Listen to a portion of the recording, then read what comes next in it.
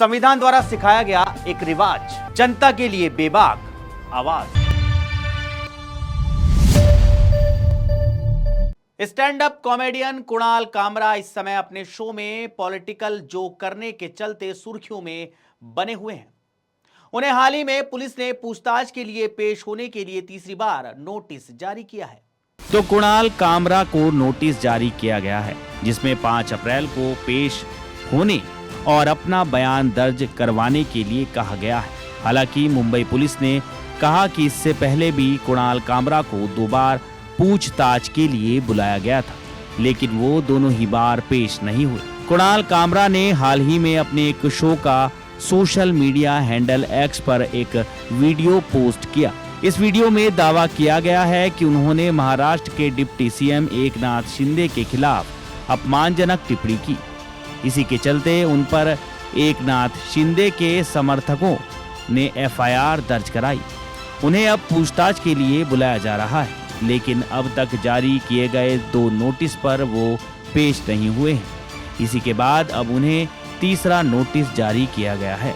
कुणाल कामरा ने इस मामले में मद्रास हाईकोर्ट का दरवाजा खटखटाया था और कोर्ट में अग्रिम जमानत याचिका दायर की थी। कॉमेडियन ने कोर्ट में ट्रांजिट अग्रिम जमानत के लिए आवेदन किया था। वकीलों ने मद्रास हाईकोर्ट की मुख्य बेंच के सामने तत्काल सुनवाई की मांग की थी।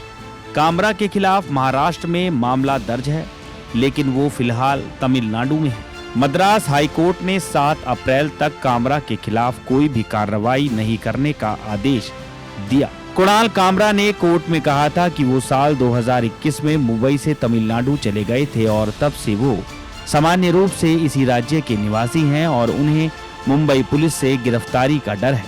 इसी के बाद अब उन्हें मद्रास हाईकोर्ट से राहत मिल गई है। मुंबई पुलिस ने इससे पहले शिवसेना विधायक मुरजी पटेल की शिकायत के आधार पर 24 मार्च को एफआईआर दर्ज करने के बाद कामरा को 2 समन भेजे थे। कॉमेडियन के खिलाफ खार पुलिस स्टेशन में 3 अलग-अलग मामले दर्ज किए गए हैं। मुंबई पुलिस के अनुसार एक शिकायत जलगांव शहर के मेयर ने दर्ज कराई थी, जबकि अन्य 2 नासिक के एक होटल व्यवसायी और एक बिजनेसमैन ने दर्ज कराई थी।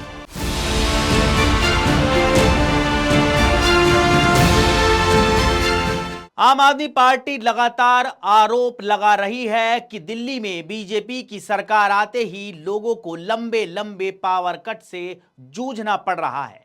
इसके विरोध में मंगलवार को नेता प्रतिपक्ष आतिशी समेत आम आदमी पार्टी के विधायकों ने बिजली कटौती के मुद्दे पर विधानसभा में चर्चा की मांग की। स्पीकर द्वारा चर्चा की इजाजत न मिलने के बाद विपक्ष ने सदन में हंगामा मचाया और सदन से वॉकआउट कर दिया।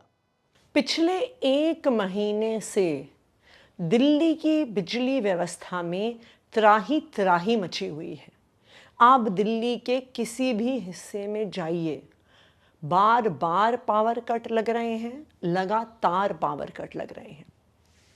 आज दिल्ली विधानसभा के पटल पर दिल्ली के पावर मिनिस्टर आशीष सूद जी ने अपनी सरकार के इस फेलियर को छुपाने के लिए तरह तरह के झूठ बोले। अभी आशीष सूद जी के झूठ का मैं एक एक करके पर्दाफाश करूंगी।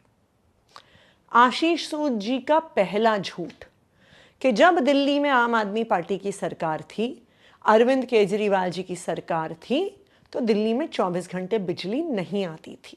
दिल्ली विधानसभा सदन से बिजली के मसले पर वर्कआउट करने के बाद आप विधायकों ने परिसर में बीजेपी के खिलाफ जमकर प्रदर्शन और नारेबाजी की।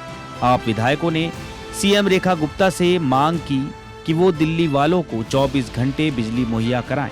नेता प्रतिपक्ष आतिशी ने कहा कि बीजेपी की विपदा सरकार ने मात्र 1.5 महीने में ही दिल्ली की चलती फिरती बिजली व्यवस्था को बिगाड़ दिया है, जबकि पिछले 10 साल में अरविंद केजरीवाल के नेतृत्व में आपकी सरकार ने दिल्ली को निर्बाध 24 घंटे बिजली दी थी। नेता प्रतिपक्ष आतिशी ने कहा कि मार्च के महीने में ही दिल्ली के अलग अलग हिस्सों में अनशेड्यूल लंबे लंबे पावर कट हो रहे हैं। नरेला, बवाना, रोहिणी, नजफगढ़, करावल नगर या नई दिल्ली क्षेत्र समेत दिल्ली के अलग अलग हिस्सों में लंबे लंबे पावर कट हो रहे हैं। सोशल मीडिया पर छतरपुर, बुराड़ी, दिल्ली यूनिवर्सिटी समेत दिल्ली के तमाम हिस्सों से बिजली कटौती की शिकायत आ रही है। पिछले एक महीने से सोशल मीडिया बिजली कटौती की शिकायतों से भरा पड़ा है। पिछले 10 साल में अरविंद केजरीवाल के नेतृत्व में आम आदमी पार्टी की सरकार ने दिल्ली के लोगों को निर्बाध 24 घंटे बिजली दी, बिना किसी पावर कट के बिजली दी है। आतिशी ने कहा कि बीजेपी की केंद्र सरकार द्वारा राज्यसभा में पेश किए गए आंकड़े और केंद्रीय विद्युत मंत्रालय की रिपोर्ट दिखाते हैं कि दिल्ली में 24 घंटे बिजली आती है। वहीं दिल्ली में बीजेपी की सरकार बने अभी मात्र 1.5 महीना ही तो हुआ है और इस 1.5 महीने में ही बिजली की चलती फिरती व्यवस्था को बिगाड़ दिया है।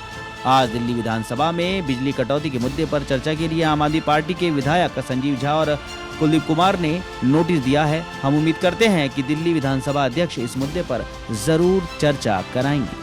चीन को लुभाने की कोशिश करने वाले बांग्लादेश ने एक बार फिर से भारत को लेकर एक बेतुका बयान दे दिया है। बांग्लादेश की अंतरिम सरकार के सूचना सलाहकार महफूज आलम ने यह दावा किया है कि बांग्लादेश की अपदस्थ प्रधानमंत्री शेख हसीना की आवामी लीग पार्टी के 1 लाख से अधिक सदस्य भारत में पलायन कर चुके हैं। एक बांग्लादेशी समाचार पोर्टल के अनुसार आलम ने ये टिप्पणी यहां ईद के अवसर पर आयोजित एक समारोह में की, जिसमें शेख हसीना के कार्यकाल के दौरान कथित रूप से लापता या मारे गए व्यक्तियों के परिवार भी शामिल हुए थे। इस संबंध में एक प्रेस विज्ञप्ति में कहा गया कि मानवाधिकार समूह मेयर डाक ने शहर के तेज गांव क्षेत्र में इस कार्यक्रम का आयोजन किया। सरकारी समाचार एजेंसी के अनुसार हसीना की आलोचना करते हुए महफूज आलम ने कहा कि उन्होंने अपने माता पिता की हत्या का बदला लेने के लिए लोगों को जबरन गायब कर दिया और उनकी हत्या करवा दी। आलम ने कहा, ये बहुत ही दुर्भाग्यपूर्ण बात है कि भारत ने शेख हसीना और उनके आतंकवादी बलों को अपने देश में शरण देने का ऑप्शन चुना है। हमें ये बात पता चली है कि 1 लाख से ज्यादा आवामी लीग के सदस्यों ने भारत में पलायन कर लिया है और भारत ने उन सब को अपने यहाँ शरण दी है। बांग्लादेश सरकार के सूचना सलाहकार महफूज आलम ने इस दौरान शेख हसीना पर भी गंभीर आरोप लगाए।